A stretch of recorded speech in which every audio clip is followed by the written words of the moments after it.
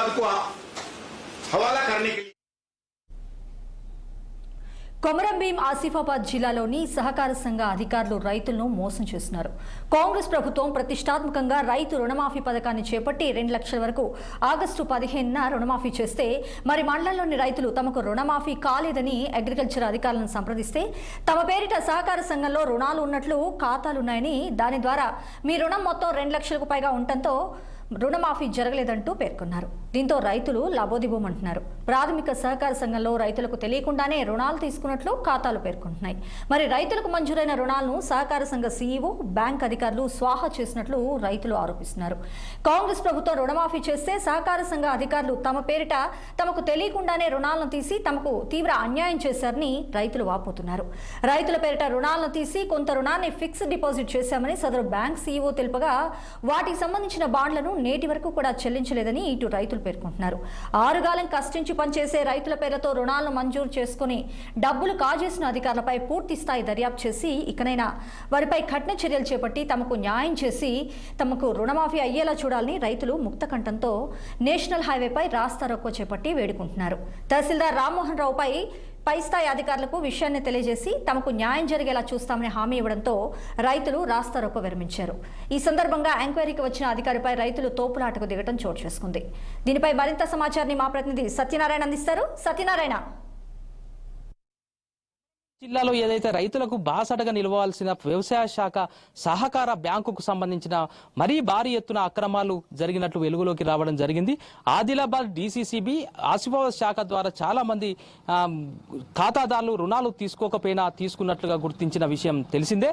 అలాగే మృతి చెందిన వ్యక్తుల పేర్ల మీద ఉన్న రుణాలను సైతం గత ఏడాది రీన్యువల్ చేసినట్లు డీసీసీబీ రికార్డ్స్ చూపిస్తున్నాయి. గత 2 రోజులుగా రెబ్బెన పిఏసిఎస్ వద్ద రైతులు ఆందోళన చేస్తున్నారు. రెబ్బెన నుంచి కేవలం 374 మంది రైతులు మాత్రమే డీసీసీబీ ఆసిఫాబాద్ శాఖలో రుణాలు తీసుకున్నట్లు ఇక్కడ పిఏసిఎస్ సిబ్బంది చెబుతున్నారు. రుణాల జాబితాలో మాత్రం 524 మంది మాత్రమే తీసుకున్నట్లుగా ఉంది. అవినీతి విచారణ చేపట్టాల్సిన అధికారులే నాన్చుడు ధోరణికి ప్రదర్శించడంపై రైతులు ఆగ్రహం వ్యక్తం చేస్తున్నారు. తీసుకున్న రుణాలు పూర్తిగా అసలు వడ్డీ చెల్లించి నో డ్యూస్ సర్టిఫికెట్లు పొందిన రైతులు సైతం ఇంకా సహకార బ్యాంకుల్లో అప్పు ఉన్నట్లుగా చూపుతున్నారు. దీంతో రాష్ట్ర ప్రభుత్వం ఏదైతే ప్రతిష్టాత్మకంగా 2 లక్షల రుణమాఫీ చేసిందో ఆ ఒక్క 2 లక్షల రుణమాఫీ కంటే అధికంగా రుణాలు తీసుకున్నట్లు ఉన్న రుణాలు మాఫీ చేయగా 2 లక్షల వరకు ఉన్న రుణాలు మాఫీ చేయగా అంతకంటే ఎక్కువ రుణం ఉన్న వారి పేర్లు ఆ రుణమాఫీ జాబితాలో లేవు. అధికారుల నిర్లక్ష్యంతోనే అరువులు కూడా రుణం నోచుకోవడం లేదని రైతులు ఆవేదన వ్యక్తం చేస్తున్నారు. దాదాపు 30 నుంచి 40 మంది రైతులు చనిపోయిన వారి రుణాలు రెన్యువల్ చేసుకొని డబ్బులు కాజేశాడని ఆరోపిస్తున్నారు. అనంతరం జిల్లా కలెక్టర్ను కలిసి సహకార బ్యాంకు సీఈఓ సంతోష్ పై అక్రమాలకు పాల్పడుతున్నారని ఫిర్యాదు చేశారు రైతులు.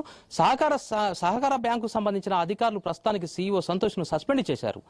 ఆదిలాబాద్కు చెందిన అధికారిని విచారణ అధికారిగా నియమించారు. పూర్తి స్థాయి విచారణ చేపట్టి రైతులకు న్యాయం చేయాల్సిందిగా రైతులు వాపోతున్నారు. అయితే ప్రత్యేకించి ఆడిట్ అధికారులను కూడా తనిఖీలు నిర్వహించారు. అయితే ఆడిట్ అధికారులు కూడా దాటవేసే ప్రయత్నం చేయడంతో రైతులు కూడా ఆగ్రహం వ్యక్తం చేస్తున్నారు.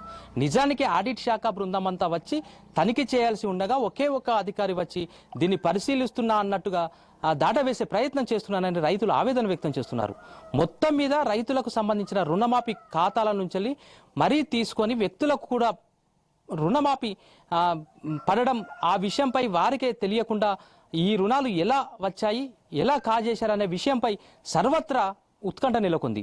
కొమరంభీం జిల్లాలోని రెబ్బెన మండలం వ్యవసాయ శాఖ సహకార బ్యాంకులో ఏదైతే కోట్ల మీద అవినీతి జరిగిందని అయితే రైతులు వాపోతున్నారో దీనికి సంబంధించిన అధికారులను కూడా అడ్డగించి న్యాయం జరిగేంత వరకు కూడా మేము కదిలేది లేదంటూ అధికారులను రైతులైతే అడ్డుకోవడం జరిగింది. 6 కాలం కష్టించి పనిచేసే రైతుల పేర్లతో రుణాలు మంజూరు చేసుకొని డబ్బులు కాజేసిన అధికారులపై పూర్తి స్థాయి దర్యాప్తు చేసి వారిపై కఠిన చర్యలు చేపట్టి తమకు న్యాయం చేసి